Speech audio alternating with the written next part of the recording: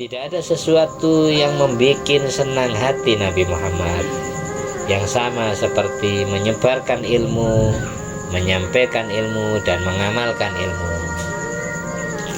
Sampean setelah dapat ngaji di sini itu, sampean ajarkan ke istrinya, sampean ajarkan ke orang tuanya, sampean ajarkan ke istri, ke anaknya, ke adik kakaknya yang ikut ngaji. Itu termasuk nasril ilmi. Orang nasril ilmi itu orang ngajar itu tidak harus jadi ustadz, bisa dapatnya ngaji kayak tadi contohnya suara burung walet diceritakan ke teman, ngerumpinya teman ngobrolnya, itu termasuk ngajar ilmu, nyampaikan ilmunya Kanjeng Nabi.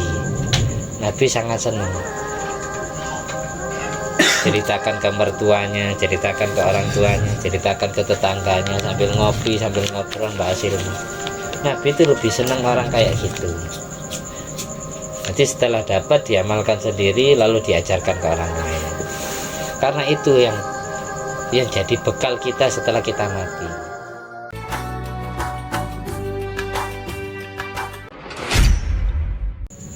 Assalamualaikum warahmatullahi wabarakatuh. Alhamdulillahirabbil alamin alladzi bi ni'mati tatimmu shalihat wa bi dzikri sulahaihi minal anbiya wal mursalin wasyuhada wassalihin tatanazzalu rahmat wal barakat. Wassalatu wassalamu ala sayyidi sadat sayyidina maulana Muhammadin qutbil qadat wa ala alihi wa ashabi alan jumiz zahirat amma ba'du. Rabbi syrah li sadri wa yassir li amri wa hlul 'uqdatam min lisani yafqahu qawli. Rabbi zidni ilma wa razuqni fahma. Allahumma aftah alaina futuhal arifin waj'alna khalisatan liwajhikal karim. Allahumma rzuqna fahman nabiyyin ilhamal malaikatil muqarrabin. Allahumma nawwir qulubana binuri hidayatika kama nawwaratal arda binuri syamsika. Rabbana anfa'na bima 'allamtana. Rabbi alimna alladhi yanfa'una. Rabbi faqihna wa faqih ahlana wa qarabatin wa ashabin lana fi dinina. Allahumma ja'al hadzal balad Indonesia baldatan thayyibatan wa rabbun ghafur. Allahumma sholli ala sayyidina Muhammad wa ala ali sayyidina Muhammad. Rabbana atina fid dunya hasanah wa fil akhirati hasanah wa qina adzabannar. Rasulullah Muhammad sallallahu alaihi wasallam. Alhamdulillahirabbil alamin. Malam hari ini kita isi 17 Agustus dengan ilmu, dengan ta'lim dan taklim. Semoga dapat membahagiakan semua pejuang, semua pahlawan Indonesia. Qala Rasulullah SAW di Mu'ad bin Jabal. Rasulullah SAW pernah bersabda kepada sahabat Mu'ad bin Jabal radhiyallahu anhu, hina ba'atsahu ilal Yaman, di saat Kanjeng Nabi ngutus sahabat Mu'ad bin Jabal sebagai delegasi untuk menemui orang-orang Yaman yang waktu itu masih belum masuk Islam. Diutus delegasi umat Islam yang bernama Mu'ad bin Jabal untuk masuk ke negeri Yaman, negerinya Ratu Balqis. Yaman, Oman, Ratu Balqis. Tapi Yaman dan Oman itu di bawah naungan negeri Habasyah, makanya rajanya Raja Najasyi.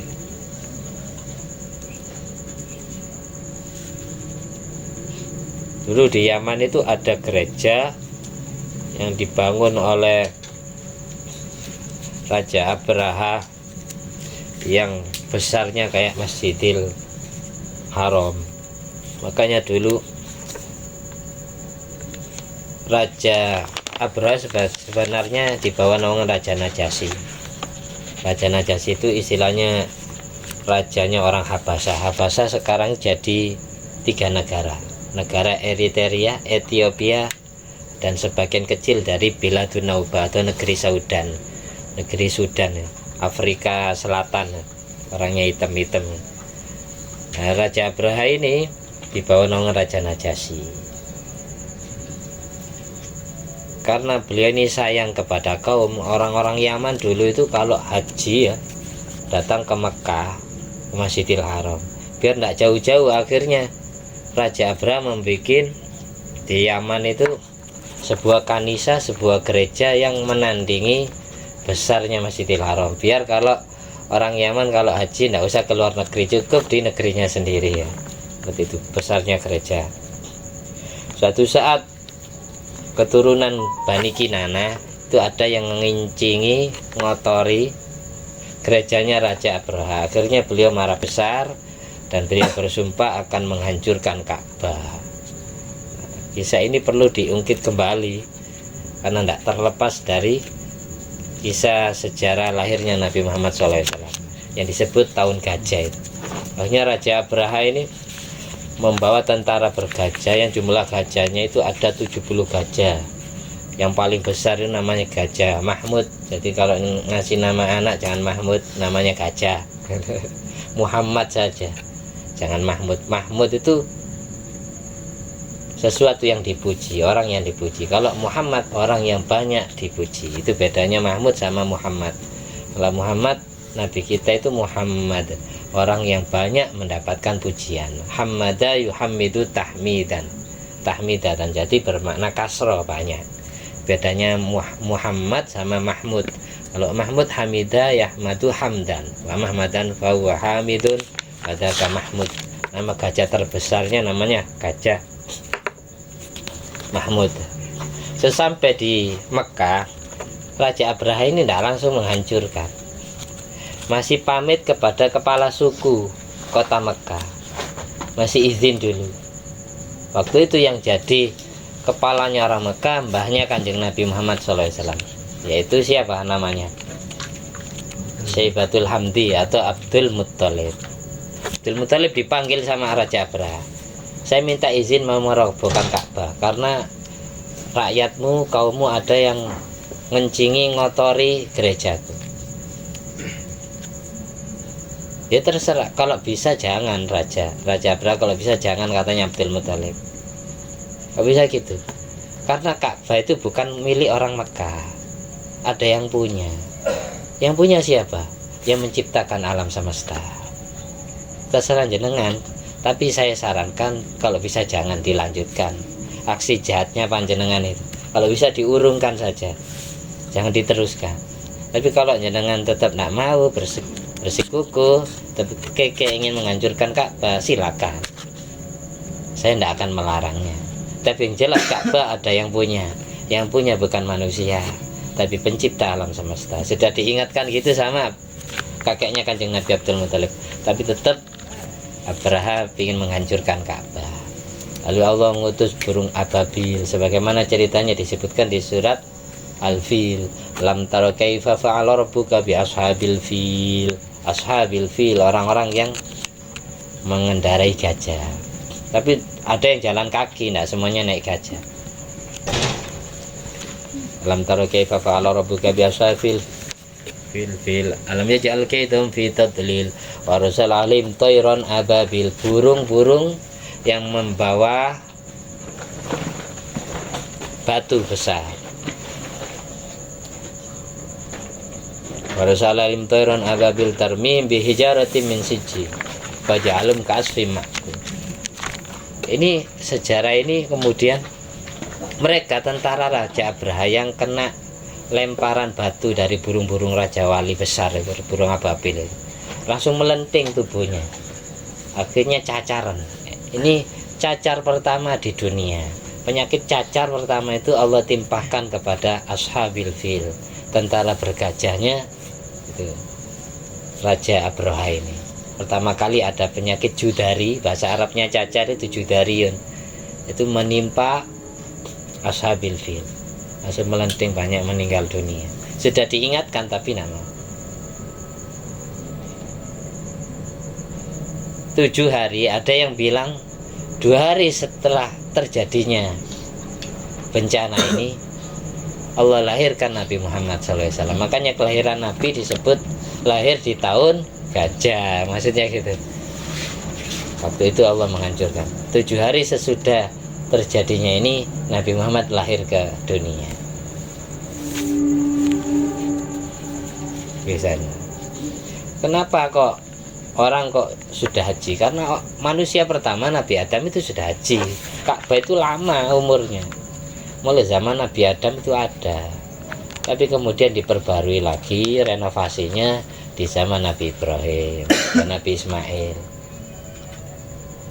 Itu ba'atsna, ya ayatnya, idh ja'alna baitan masabatan linnasi wa amna. Wattakhidhu min maqami Ibrahim musholla. Makanya di sekitar Ka'bah ada istilah maqam Ibrahim, tempat di mana Nabi Ibrahim menginjakkan kakinya ketika membangun Ka'bah. Terus ada bundaran semirip busur panah yang disebut Hijr Ismail, tempat di mana Siti Hajar mangku Nabi Ismail. Nah, itu sejarahnya tidak terlepas dari itu. Jadi Nabi Adam itu sudah haji. Lalu bangunannya itu mulai bekasnya mulai hilang ya. Itu di zaman banjir tufannya Nabi Nuh. Ada yang bilang Ka'bah itu diangkat ke langit ketika banjir tufan. Banjir seluruh bumi itu banjir di zaman Nabi Nuh. Kalau turunkan akhirnya bekasnya tidak ada.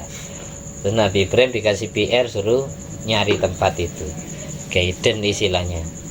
Monumental bekas peninggalan manusia pertama yaitu Nabi Adam. Karena di situ ada batu yang dibawa Nabi Adam dari surga yang disebut batu Hajar Aswad. Nabi Adam itu dari surga ke bumi itu diantara yang dibawa adalah batu Hajar Aswad, terus cincinnya Nabi Sulaiman, terus pohon tin, terus besi itu dari surga besi itu, terus palu, sumpit untuk nyumpit ngangkat besi. Nah, di surat Al-Hadid itu kan ada surat Al-Hadid. Ayatnya apa itu? Yang tentang besi itu. Apa sih? Tentang besi. Al-Hadid.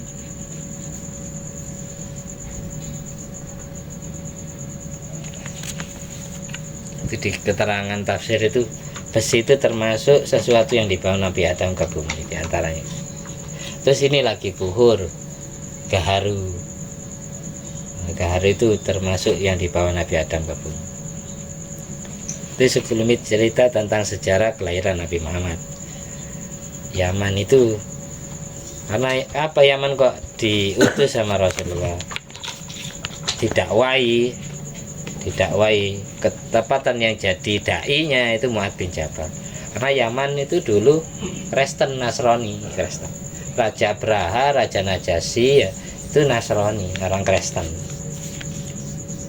Hanya didakwai. Ya Mu'adz, Nabi pesan ke Mu'adz ketika sahabat Mu'adz bin Jabal berangkat mau dakwah, mau mengislamkan orang Yaman. Ya Mu'adz, Nabi pesan gini, la yahdiyallah ala yadaika rajulan min ahli syirki. Ketika Allah memberikan hidayah di tanganmu satu orang dari orang musyrik, ada yang masuk Islam gara-gara kamu, khairun laka, kamu akan mendapatkan pahala lebih baik, lebih besar, min ayyakuna laka humurun na'am, daripada kamu sodako unta merah yang mahal harganya. Humur itu merah, na'am yang dimaksud unta. Ini hadisnya, hadis riwayat Imam Ahmad bin Hanbal. Rijalu siqatun, hadisnya sahih karena perawinya perawi yang kuat hafalan. Humurun na'am itu unta merah. Waktu itu unta yang paling mahal harganya, ibaratkan mobil Alphardnya lah kan, itu unta yang warnanya merah. Kamu sodako unta merah, itu pahalanya masih kalah dengan kamu ngislamkan satu orang. Allah memberikan hidayah kepada satu orang. Ada orang Kristen, orang non muslim, orang Yahudi masuk Islam satu, itu kamu dapat pahala lebih besar daripada kamu pahala unta merah, daripada kamu sodako mobil, daripada kamu sodako pesawat. Masih kalah jauh pahalanya dengan ngislamkan orang satu. Waqalah, dan Nabi Muhammad juga pernah dawuh ke Sayyidina Ali, lafadznya beda tapi mirip ya. Ya Ali bin Abi Thalib karmanya, la yahdiyallahu bika rajulan wahidan khairun laka min humrin na'am. Ketika Allah memberi hidayah sebab kamu, bika sebab kamu, memberikan hidayah satu orang. Ada orang Islam ahli maksiat, terus gara-gara konco nambe awakmu, berteman dengan kamu, terus anaknya tobat. Dulu tidak pernah sholat fardu gara-gara berteman dengan kamu rajin sholat. Dulu tidak pernah puasa Ramadan gara-gara kumpul sama kamu dia rajin puasa Ramadan. Dulu dia orang jelek, tapi gara-gara berteman dengan kamu dia jadi orang baik. Ketika Allah memberikan hidayah ke dalam hatinya orang, satu orang, sebab kamu, itu kamu dapat pahala lebih besar daripada kamu sedekah unta merah. Itu kalau yang ini umum. Kalau yang Mu'adz bin Jabal khusus orang syirik. Orang non muslim masuk Islam itu dosanya sudah Allah ampuni semua. Qul lil ladzina kafaru iyantahu yughfar lahum ma qad salaf. Katakanlah Muhammad kepada orang kafir, ketika mereka bertobat, mereka masuk Islam, yughfar lahum ma qad salaf, maka dosa-dosa mereka Allah ampuni semua tanpa terkecuali, mulai dia balik sampai dia masuk Islam. Tapi kalau orang masuk Islam, usahakan. Saya gara-gara baca hadis ini ya, saya punya cerita. Habis mutola'ah kitab ini ya, pas pertama kali saya baca hadis ini, setelah kitab ini saya tutup, saya ketemuan anaknya orang pendeta, anaknya Romo gitu, anaknya kiainya orang Protestan ya. Dia tiba-tiba ingin masuk Islam, ingin dituntun apa? Itu langsung nyata itu. Setelah kitab ini saya tutup, saya baca Al-Quran semua, terus saya taruh bantal 2 kitab ini. Terus orang itu datang, namanya Pak Rudi namanya, aslinya orang Gresik, terus hijrah ke Depok karena orang tuanya itu jadi Romo, jadi kiainya orang Protestan. Dia ingin masuk Islam, tapi tanya dulu ke saya, Ustaz, kalau saya masuk Islam, apakah dosa-dosa saya diampuni sama Tuhan? Pertemuan kita ini kayak memang disuruh sama Tuhan. Itu apa gitu? Tuhan Yesus katanya dia. Tuhannya orang Islam itu Pak, bukan Yesus. Yesus itu nabi, utusan Tuhan. Siapa? Tuhan Allah, Tuhan. Orang Islam hanya punya Tuhan satu, Tuhan Allah versi Bapak. Orang Protestan kan Trinitas, menuhankan 3. Tuhan Bapak, Tuhan Allah yaitu Allah ya. Tuhan Yesus Kristus, Nabi Isa Al-Masih, dan Tuhan Ruhul Kudus yaitu malaikat Jibril. Tapi kalau orang Katolik tambah 1, Tuhan Siti Maryam, Bunda Maria atau Santa Maria, itu orang Katolik.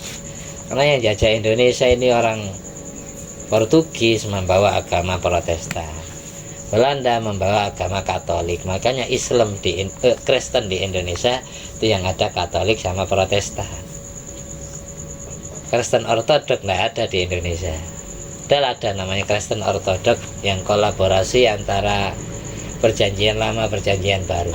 Orang Kristen Ortodok itu sholatnya kayak kita, ada takbiratul ihramnya, ada rukuk sujudnya. Tapi perempuan boleh jadi imam, boleh buka aurat. Enak sih makmum lanang. Ceng-cengannya kayak gitu. Itu orang Kristen Ortodok. Ada Yahudi Ortodok, ada Kristen Ortodok. Kolaborasi 2 kitab suci. Berteman dengan orang non muslim, berteman dengan orang ahli maksiat, itu aslinya tidak boleh, kecuali jika yang ahli maksiat itu bertobat gara-gara malu kepada kita, gara-gara sungkan kepada kita, malah bagus kayak gitu. Makanya kalau kita punya teman orang ahli maksiat, jangan benci orangnya, tapi benci perbuatannya. Kalau kita ketemu dengan orang non-muslim, jangan benci orangnya, tapi benci perbuatannya. Dalam hati kita doakan semoga dia dapat hidayah. Kalau Allah kabulkan doa kita ya, ihdinas siratal mustaqim, kan setiap baca Fatihah kita mendoakan ihdinas siratal mustaqim, ya Allah beri hidayah kami seluruh umatnya Nabi Muhammad, siratal mustaqim, jalan yang lurus. Jalannya siapa? Siratal ladzina an'amta alaihim, jalannya para nabi, para wali, ulama, syuhada, sholihin, siddiqin, orang-orang yang sudah kau beri kenikmatan. Wairil maghdubi alaihim, bukan jalannya orang-orang yang kau murkai. yaitu orang musyrik dan orang Yahudi. Waladhdallin, dan bukan pula jalannya orang-orang yang tersesat, yaitu orang Nasrani. Itu setiap kita baca Fatihah, kita mendoakan seluruh umatnya Nabi Muhammad biar dapat hidayah. Kalau betul-betul kita serius, nah itu kami, bukan kami yang sholat saja, bukan kami yang sedang baca Fatihah saja, tapi kami seluruh umat Nabi Muhammad seluruh dunia. Yang non muslim masuk Islam, yang ahli maksiat bisa taubat, mendapatkan jalan hidayah. Ihdinas siratal mustaqim, siratal ladzina an'amta 'alaihim ghairil maghdubi 'alaihim waladdallin. Cukup ndongakno wong non muslim itu dalam hati pakai baca Fatihah. Fatihah ini bacaannya dibaca burung walet. Burung walet itu kalau ngeceh baca Fatihah dan baca akhir surat Hasr. A'udzubillahi samil alim minasyaitonir rajim. Law anzalna hadzal qur'ana ala jabalin la ra'aitahu khashiyan mutasaddian min khasyatillah wa tilkal amthalu nadribu lin-nasi la'allahum yatafakkarun. Wallahu la ilaha illa huwa alimul ghaibi wasyahada warrahmanur rahim. Wallahu la ilaha illa huwa al-malikul quddus salamul mu'minul muhaiminul azizul jabbarul mutakabbir. Subhanallah amma yusyrikun. Wallahul khaliqul bari'ul musawwirul lahul asmaul husna. Yusabbihu lahu ma fis samawati wal ardi wal azizul hakim. Jadi burung walet itu kalau ngoceh itu baca surat Fatihah dan akhir surat Hasr. Sebagaimana keterangan yang saya kutip di surat An-Naml, tafsir surat An-Naml Hasyiatus Shawi. Burung walet itu burung pertama yang Allah ciptakan.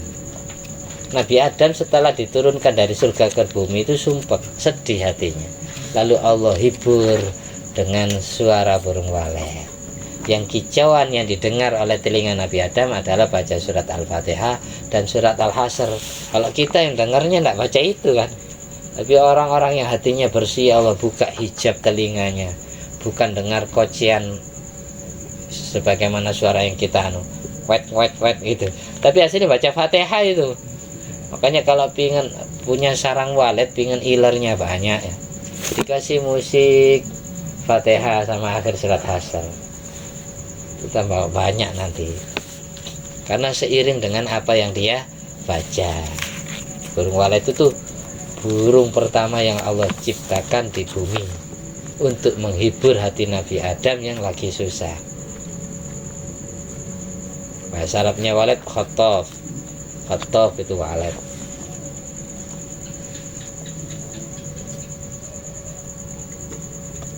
Qala Al-Habib Ali bin Muhammad bin Al-Labsi, pengarang pengarang Simtudur radhiyallahu anhu. Masyai, tidak ada sesuatu yasuru yang bisa membahagiakan. Jadi khobar yasuru. Syai ini isimnya manafi.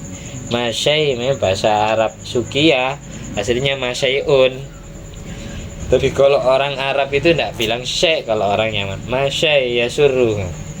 Masyai yasuru qalban Nabi sallallahu alaihi wasallam mithlu nashril ilmi wa tablighihi wal amali bihi. Tidak ada sesuatu yang membuat senang hati Nabi Muhammad yang sama seperti menyebarkan ilmu, menyampaikan ilmu dan mengamalkan ilmu. Sampean setelah dapat ngaji di sini itu, sampean ajarkan ke istrinya, sampean ajarkan ke orang tuanya, sampean ajarkan ke istri, ke anaknya, ke adik kakaknya yang tidak ikut ngaji. Itu termasuk nasril ilmi. Orang nasril ilmi itu orang ngajarin tidak harus jadi ustadz. Bisa dapatnya ngaji kayak tadi contohnya suara burung walet diceritakan ke teman, ngerumpinya, teman ngobrolnya, itu termasuk ngajar ilmu kan? Nyampaikan ilmunya Kanjeng Nabi. Nabi sangat senang. Ceritakan ke mertuanya, ceritakan ke orang tuanya, ceritakan ke tetangganya sambil ngopi, sambil ngobrol bahas ilmu. Nabi itu lebih senang orang kayak gitu. Nanti setelah dapat diamalkan sendiri lalu diajarkan ke orang lain. Karena itu yang jadi bekal kita setelah kita mati. Idza mata ibnu Adam ingqata amalu illa min salas. Kalau manusia itu mati, yang dia tinggal 3 perkara. Ilmun yuntafa'u bihi, ilmu yang bermanfaat, ilmu yang diamalkan untuk dirinya sendiri dan diajarkan ke orang lain. Terus yang kedua sedekahun jariyah, sedekah yang mengalir terus pahalanya sampai hari kiamat. Sedekah apa saja, pakaian, sedekah surban, sedekah tasbih, sedekah baju, sedekah uang buat nyumbang masjid, pondok pesantren, madrasah, membangunkan rumah orang, membangunkan masjid, terus sedekah sajadah, misal. Meskipun kita mati, orangnya menempati sholat di sajadah yang kita sedekahi, terus kita dapat kiriman pahala terus. Itu namanya sedekah jariyah.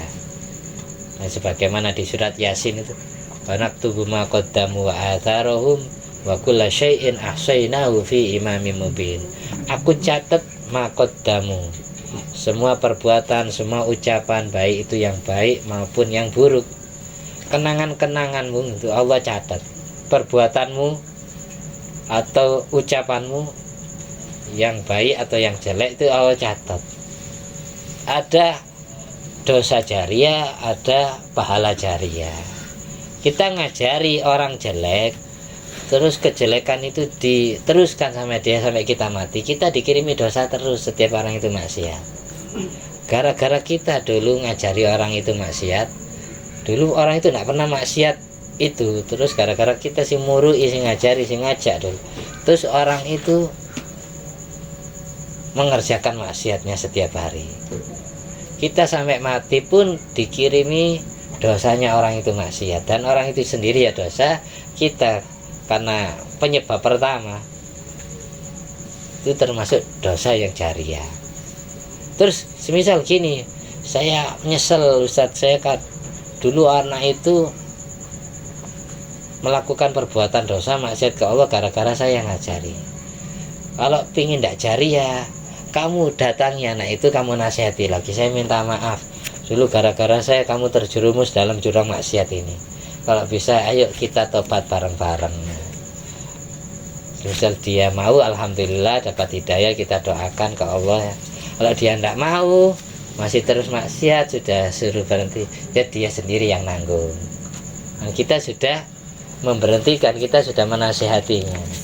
Yang terakhir, wawaladin soleh yad'ulah, anak soleh yang mendoakan orang tuanya.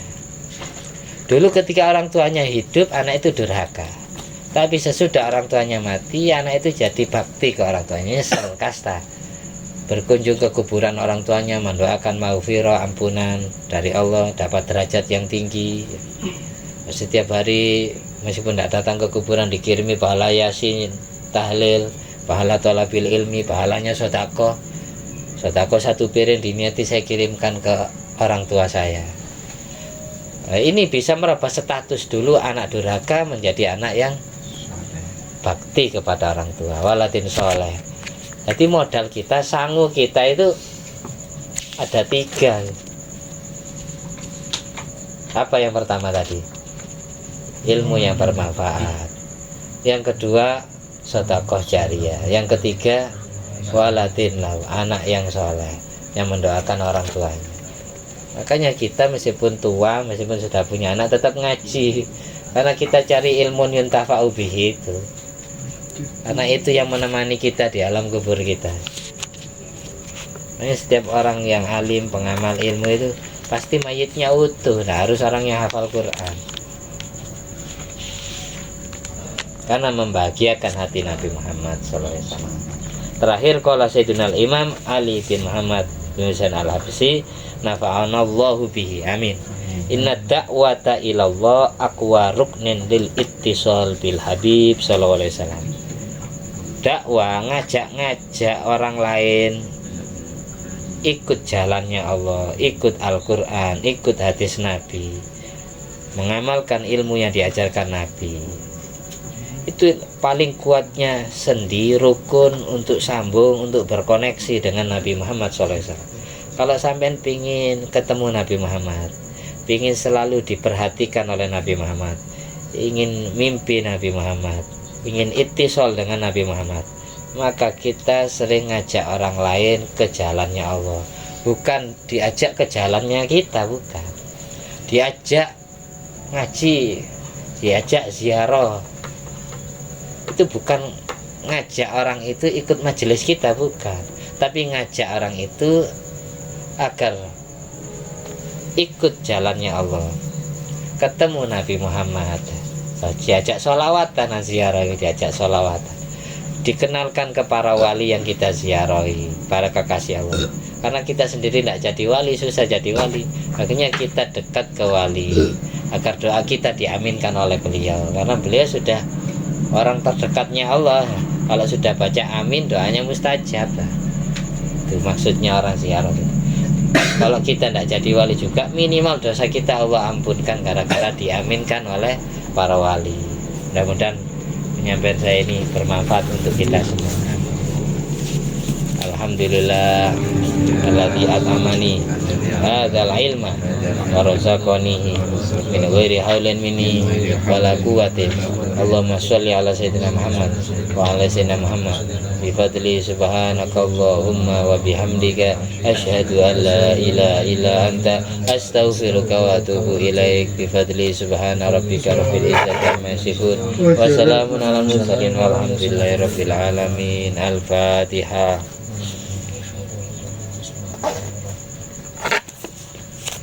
Wassalamualaikum warahmatullahi wabarakatuh. Waalaikumsalam warahmatullahi wabarakatuh.